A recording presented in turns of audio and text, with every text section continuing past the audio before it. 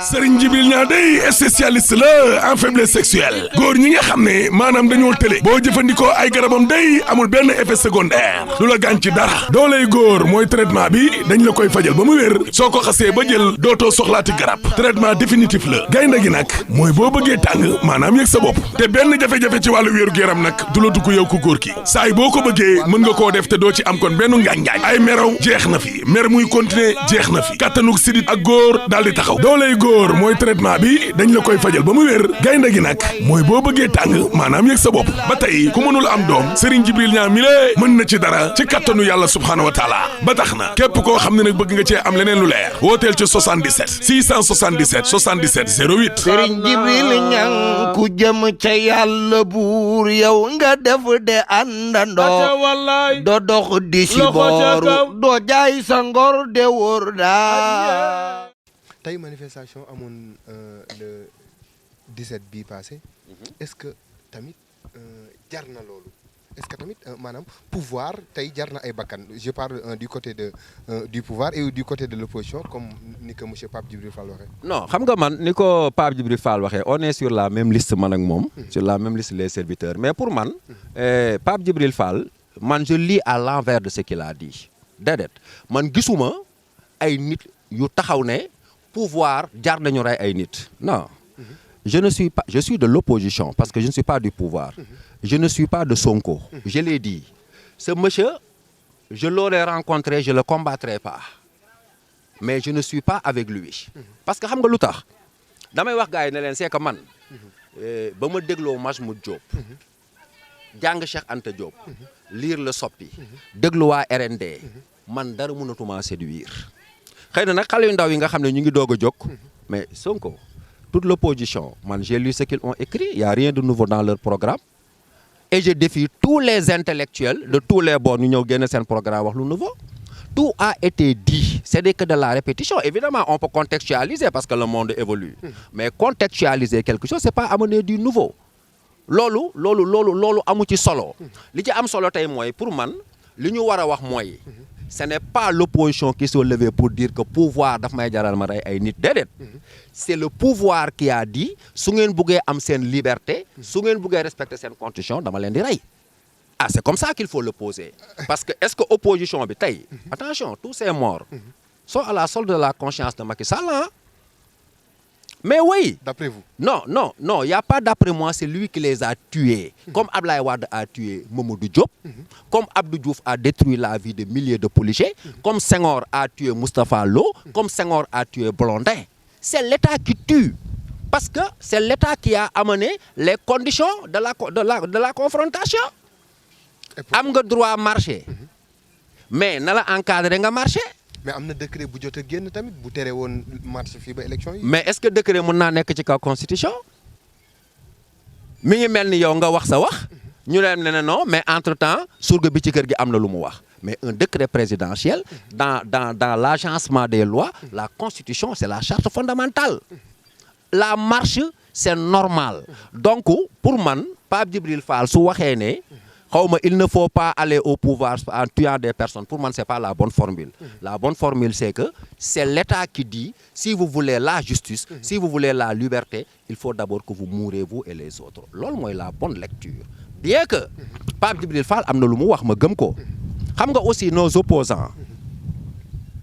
ils se sont jamais battus pour les bonnes causes ban opposant nga gis fi mu def marche pour changer le système de l'école ils savent même pas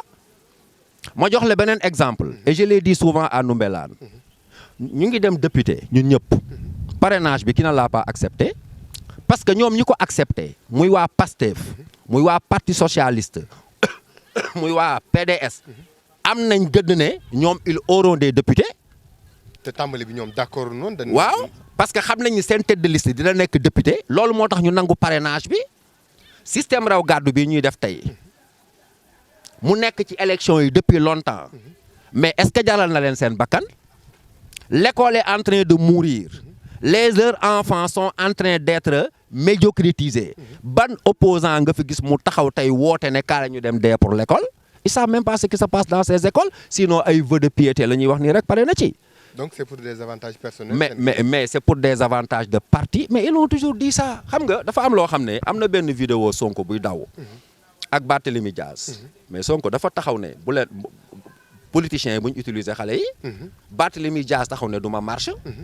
les gens ont commencé bañ ñu dugal vidéo boobu mais pourquoi duñ ko dugal au nom de quoi on doit amputer l'histoire gis nga àddina dans tous les régimes il y a une dialectique entre le décor et le discours quand le décor change le discours change quand le discours change le décor change loolu rek moom moo nekk ci ñoom ñëpp et depuis Senghor loolu moom moo ci mos a nekk gis nga politicien ni ñu koy gisee nii ci Sénégal gis nga li Olof Ndiaye di wax naan butéel ba mu def la saañ ba di saf ñoom exactement ils sont comme ça ñoom bañ koy wax parce que c'était pas à leur avantage tey seen avantage la moo tax ñu koy def mais Macky Sall ci deuxième tour yi mais wane nañ ko mu taxaw lui-même wax ne mais état bi armée bi dañoo war a génn parce que ce qui se passe est inaccessible xam nga fan lañ war a toll dañoo war a toll foo xam ne nii ñun nit dootul fees suñu bët qu'il s'appelle Sanoussi qu'il s'appelle Barthélémy Diaz qu'il s'appelle Ousmane Sonko qu'il s'appelle Macky Sall ils sont tous mortels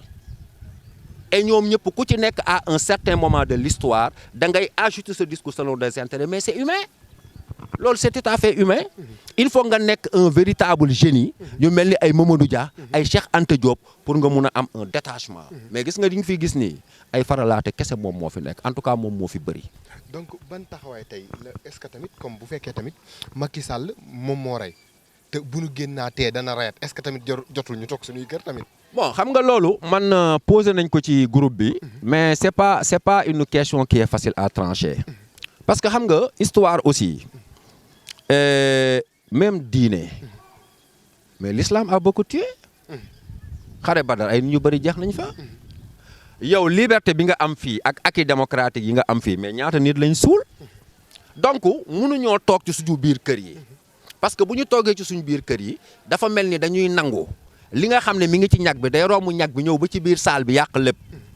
mais aussi en tout cas man li may wax samay xale dama la leen man def naa 19 mars man mii di wax ak yow ak Guy Marius Sagna moo nekk suma photo profil boo ko oowee léegi mu wax la ko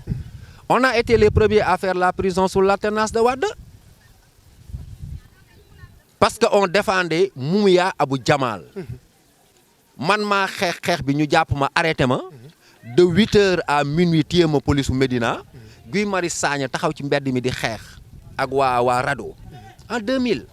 quand on libérait Madiambal Diagne on était là dans la rue quand Sidy Lamine Niass était venu xeex ba on était là dans la rue mais man damay wax samay doom ne leen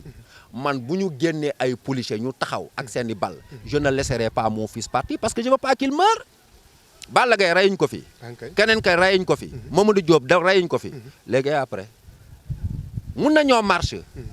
li gënoon a yomb mooy état bi libéré marche bi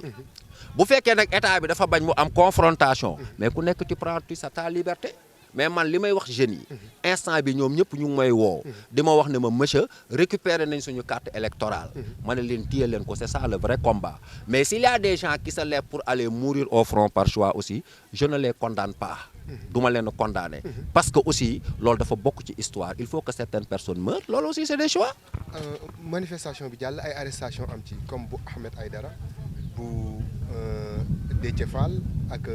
mu mel na tey waa Pastef ni waa Yewwi Askan Wi je veux dire ni arrêté nañu seen ñaari maire ak tamit seen ñaari député et plus Guy Marius Sagna ban appréciation nga am ci Serigne Djibril Niang day spécialiste la en faiblesse sexuelle góor ñi nga xam ne maanaam dañoo tële boo jëfandikoo ay garabam day amul benn effet secondaire lu la gaañ ci dara dooley góor mooy traitement bi dañ la koy fajal ba mu wér soo ko xasee ba jël dootoo soxlaati garab traitement définitif la gaynde gi nag mooy boo bëggee tàng maanaam yëg sa bopp te benn jafe-jafe ci wàllu wéeru yaram nag du la dugg yow ku góor ki saa yi boo ko bëggee mën nga koo def te doo ci am kon benn ngaañ-ngaañ ay meraw jeex na fi mer muy continuer jeex na fi kattanug sidit ak góor daal di taxaw dooley góor mooy traitement bi dañ la koy fajal ba mu wér gaynde gi nag mooy boo bëggee tàng maanaam yëg sa bopp ba tey ku mënul am doom Serigne Djibril Niang mi lée mën na ci dara ci kattanu yàlla subhaanahu wa taala ba tax na képp koo xam ne nag bëgg nga cee am leneen lu leer wooteel ci 77 677 77 08 Serigne Djibril Niang ku jëm ca yàlla buur yow nga def de àndandoo doo dox di si booru doo jaay sa ngor de wóor daa